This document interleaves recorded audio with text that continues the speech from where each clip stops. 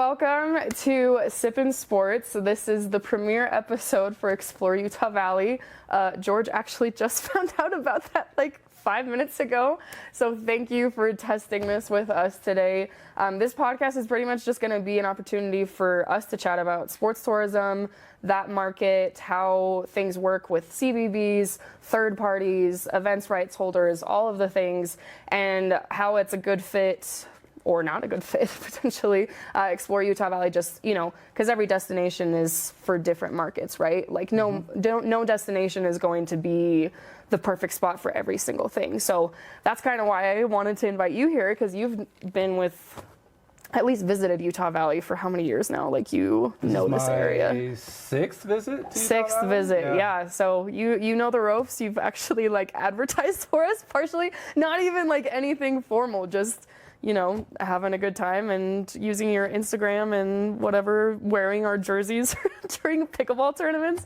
So that was awesome. And if you don't know this already, George is actually a killer pickleball player. He may say that he's not, but you're intense. You're intense. Yeah. So, I mean, for those that are watching that don't know who you are, what you do, just give yourself a little intro right now as far as what your role is. Yeah, thank you for the phone call. I'm happy to be here. Yeah, for sure. My name is George. I run an event agency based in Las Vegas called Yin Hospitality International. We're a third party. Yep. I guess first and foremost, there are many different types of third parties. I feel like that's kind of a mystery in our world, especially in sports. Yeah. Because transactions on my side is usually sleeping rooms only. On your side, you do a little bit of everything. But I would consider ourselves the jack of all trades in our industry. Yep. We're full service, so we not only do manage the hotel rooms and the venues, we do a little bit of everything that the client needs. So everything from outside vendors of transportation, photography, outside venues for receptions and parties, right, and so forth down the road. But something a little bit different that we do that others don't is we raise sponsorships for our clients. Everything from in brands of the sports to non-endemic organizations like small businesses in the destination that we go to banks, grocery stores, and so forth. Yeah. See, yeah, wow. Like you said, jack of all trades. That's like the perfect summary description of it, what you guys do. Yeah, so that's we awesome. tell our clients that we are involved as much as they want us to be, because we are full service, so we can run everything from soup to nuts. But a lot of times in sports, you know, there's logistics teams that actually run the tournaments, and they don't need us.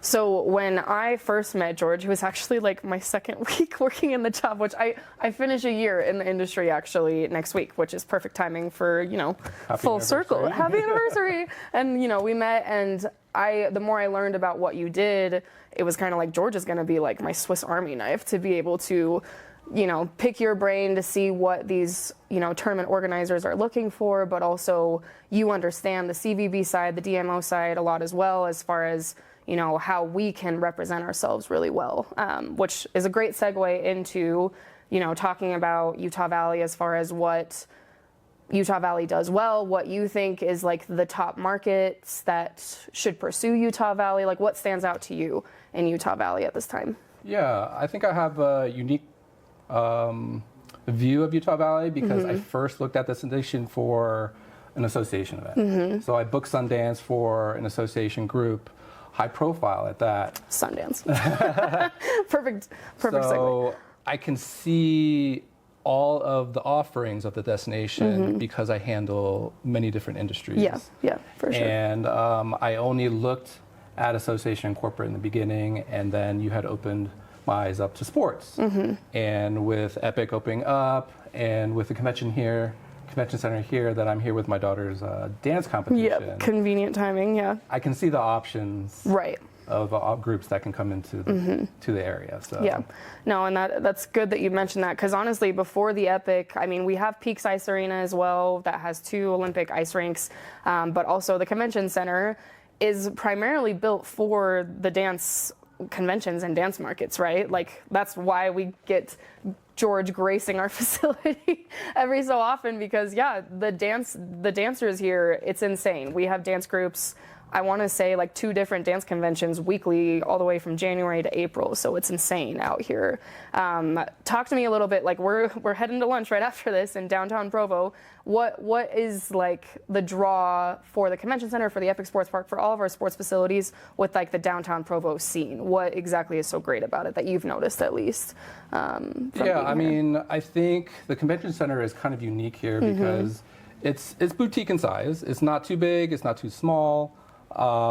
It's a modern facility, modern and clean, and aesthetically pleasing for groups of this nature. We're used to being dance groups are used to being put in a basement, in a dark area, where they just dance in and out with no options to do afterwards. Right. Sometimes everything is all under one roof in a hotel, which can be good, but being here, we're 1 block away from Center Street, which has a lot of restaurants and activities that families can do. So very family friendly.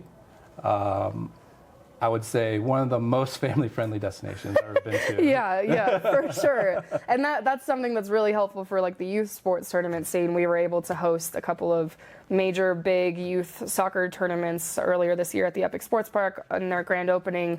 And I remember getting texts from, city officials, our mayor, all these people saying, there's like 200 kids, like no adults that we can see, just kids, because of how safe and clean, like you said, it is, that we're just roaming up and down the streets, being able to go to restaurants, ultimately by themselves because of how family friendly and safe and clean it has been, to just walk up and down the streets, to be able to entertain themselves. There's fun entertainment within close proximity to the convention center, and the Epic Sports Park is actually only 3 miles away from the downtown Provo scene as well as the convention center as well. So that's also nice, close proximity. You were able to join us on our fam trip earlier last year to see the Epic. Tell us about what your thoughts are on the Epic Sports Park. I mean, you give me updates almost monthly on what's going on. We text. It's cool, yeah. But what I can say is that seeing the Epic Sports Park and the commitment that Utah Valley and the money that you're putting into this and doubling down on the sports market shows that you really are trying to grow and support that market. And being in the secondary or tertiary market, I think that is it's really key because so many facilities are popping up now, and that you can compete now with your bigger brothers next door. And because you're a little bit smaller, a lot of times smaller destinations are more flexible in terms of working with the groups, and facilities, vendors, community outreach. I could probably give you a call. You can get the mayor to come out and say hi to our group.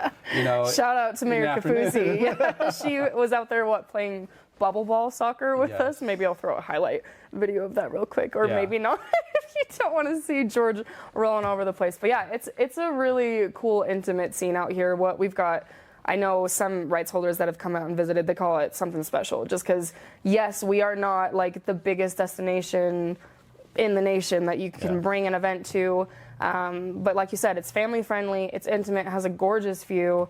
Mount Timanogus, the whole Wasatch Mountain range in the back, it's something else. If you haven't seen it, literally come out, plug for you to come out for a site visit. But truly, it is special, and you kind of get a little piece of everything in a smaller destination community, which is rare. So that's the easy sell for us, is as long as you can just come out and experience it for yourself, which luckily George has come out 6 times to experience it himself, and it just keeps getting better and better. We're working on it. We're way open to feedback. So and George and I have discussed multiple things as far as what Utah Valley is missing, and quite literally because of that intimacy, the mayor and the city manager and our city council are like, cool, let's do it. Let's make it happen. So that's honestly just something that I love about working here, and also just, letting other rights holders experience that and see that opportunity that they can have in a smaller destination that you wouldn't expect to have, that kind of relationship and services. So. Yeah, so I can't wait to book a group there. I can't wait for the pickleball courts. I know. Hey, we got to play. Hey, maybe if you got time, we can swing over to some of the pickleball courts that are local, because My paddle's in the car. my paddle's at my house. So maybe we can make something work Saturday. I don't know. We'll see.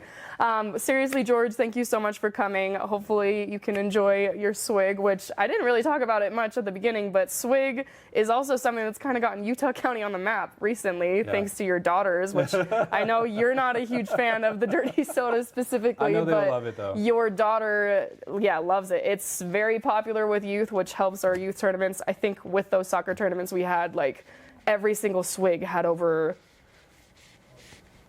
40 people in every single store, just because all of the kids wanted to try the dirty soda, because it's kid friendly and it's delicious. Unfortunately, we have a slightly unhealthy habit with it over here, getting soda at 8 a.m. every day. It's a real thing. So thanks again for coming. Please enjoy the swig. We hope you enjoy your stay and excited for future stays to come. So, Thank you for having me here. Thanks for coming. Yeah, that's great.